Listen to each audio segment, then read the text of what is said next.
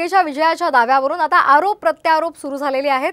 अजित पवार आणि एकनाथ शिंदेंना महाराष्ट्रामध्ये एकही जागा मिळणार नाही असं भाकीत संजय राऊतांनी वर्तवले। तर शरद पवार आणि उद्धव ठाकरे गटालाच 2 ते 3 जागांच्या वर जागा मिळणार नसल्याचं प्रत्युत्तर गिरीश महाजनांनी दिले।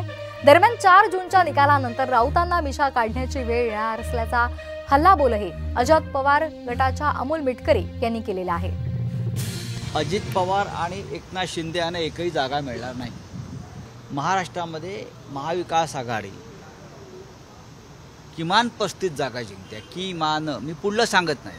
अजित पवारांच्या बाबतीत म्हणाल ते त्यांच्या उमेदवारांच्या निवडणुका संपलेल्या आहेत, ते आता मोकळे झाले। क्या चैलेंज है? अभी आप भी सर्वे रिपोर्ट में बता रहे हैं कि 50 के ऊपर तो राहुल गांधी नहीं जा रहे हैं।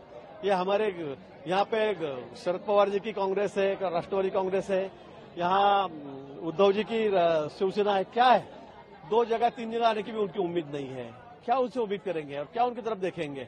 उनकी तरफ कोई नहीं देख रहा है, सब कमल के फूल की तरफ देख रहे हैं, महायुति की तरफ देख रहे हैं लोग। यहाँ पर मैसेज क्या देना चाहेंगे? कोई मैसेज नहीं, उनको बस लगे रहो, कोशिश करो, मेहनत करो, करते रहो। संजय राऊतांवर मिशा काढण्याची वेळ येणार।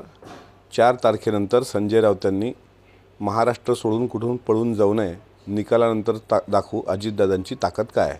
4 जूनचा निकाल येणं अद्याप बाकी आहे आणि ज्यावेळी राऊत बोलले त्यावेळी ते तोंडावर पडलेले आहेत। 4 जून नंतर त्यांना महाराष्ट्र सोडून जावं लागेल।